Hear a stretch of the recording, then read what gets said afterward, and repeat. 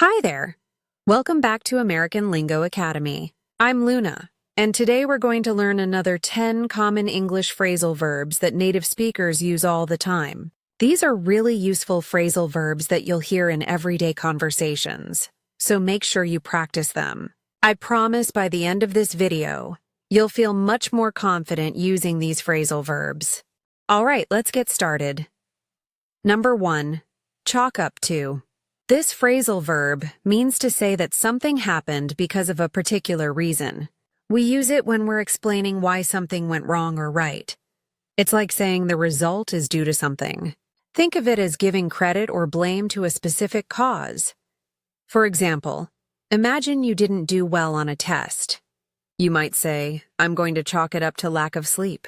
I was so tired that I couldn't focus." This means you believe the reason you didn't do well was because you didn't get enough rest. You're connecting your poor performance directly to being tired. Here's another one. Let's say your friend starts a new business and it becomes successful very quickly. You could say, "We can chalk up her success to hard work and determination. She never gave up." This means her success happened because she worked really hard. You're explaining the reason behind her achievement. Number 2. Chance upon. This means to find something or meet someone by accident when you weren't looking for it. It's a nice way to talk about pleasant surprises. We often use this when something good happens unexpectedly. For example, you're walking through a bookstore just looking around. Suddenly you see a book you've been wanting to read for months. You can say, "I chanced upon this amazing book at the bookstore today. I wasn't even looking for it." This means you found it by luck. It was a happy accident that made your day better. Here's another one. Maybe you're at a coffee shop and you see an old friend you haven't talked to in years. You might say, "I chanced upon my high school friend at the cafe yesterday. It was so nice to see her again." This means you met her unexpectedly. You weren't planning to see her, but it happened naturally. Number 3. Change over. This phrasal verb means to stop using one system or method and start using a different one. It's about switching from one thing to another. This can happen with technology, habits, or ways of doing things.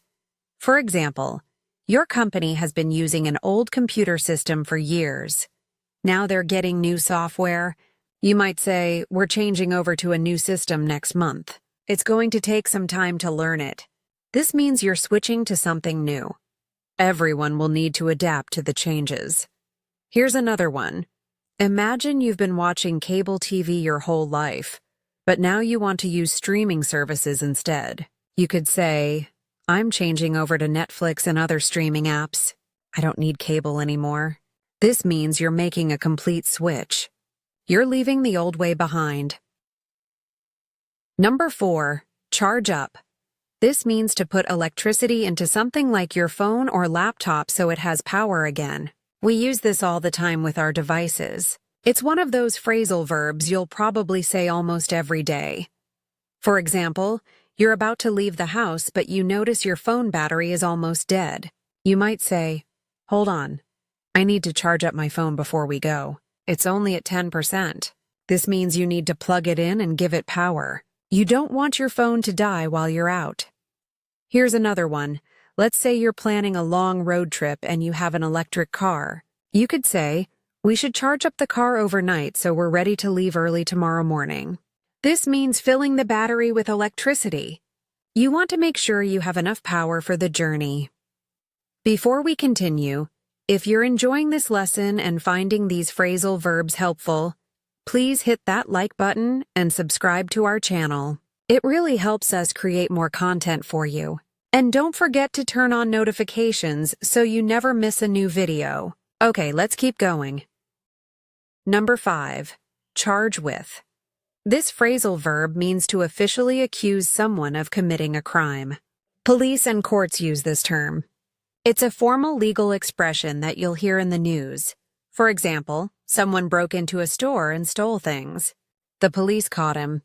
You might hear on the news the man was charged with robbery and will go to court next week. This means he's officially accused of that crime. The legal process has begun. Here's another one. Imagine a driver caused a serious accident because they were texting. You could say, she was charged with reckless driving. The judge will decide her punishment. This means the legal system has formally accused her. She'll have to face the consequences in court. Number 6. Chase down. This means to run after someone or something to catch them. You can also use it when you're trying really hard to find information or get something done. It shows effort and persistence. For example, your dog gets out of the yard and starts running down the street. You might say, I had to chase down my dog for 20 minutes. He was so fast. This means you ran after him trying to catch him. It was exhausting, but you finally got him back. Here's another one. Maybe you've been waiting for an important email from your boss about a project. You could say, I've been chasing down that report all week. I finally got it this morning. This means you kept trying to get it. You were persistent until you succeeded. Number 7. Chase off. This phrasal verb means to make someone or something go away, usually by running after them or scaring them. It's about getting rid of something unwanted. You're forcing them to leave. For example, there are birds eating all the seeds in your garden. You might say, I had to chase off those birds. They were eating everything I planted. This means you scared them away. You protected your garden from them. Here's another one. Imagine some kids are playing loudly right outside your window late at night. You could say, my neighbor chased off the teenagers who were being too noisy.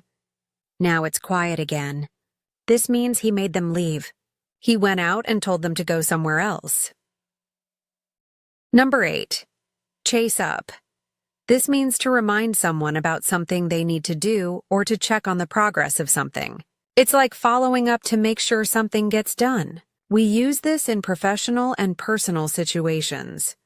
For example, you sent an important email to your coworker 3 days ago, but they never replied. You might say, I need to chase up that email I sent. I still haven't gotten a response.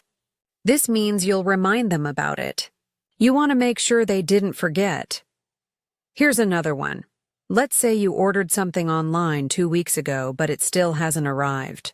You could say, I'm going to chase up my order with customer service.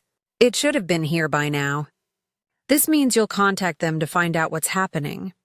You deserve to know where your package is. Number 9. Chat up. This phrasal verb means to talk to someone in a friendly and often flirty way because you're interested in them. It's informal and casual. You're trying to get to know someone better, maybe romantically.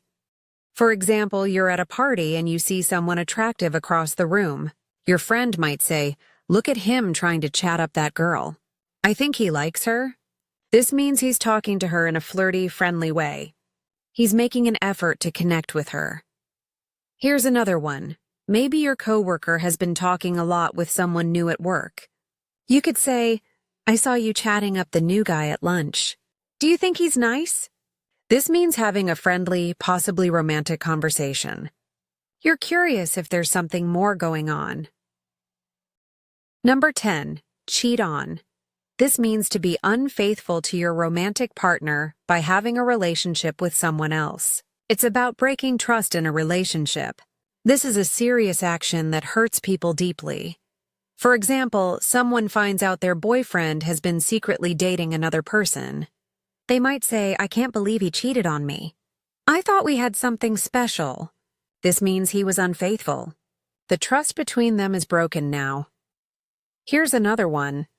Maybe you're giving advice to a friend about relationships. You could say, if someone cheats on you once, they'll probably do it again. Trust is everything in a relationship. This means being unfaithful to your partner. Once that trust is gone, it's very hard to rebuild. And there you have it. 10 more phrasal verbs that will help you sound more natural when speaking English.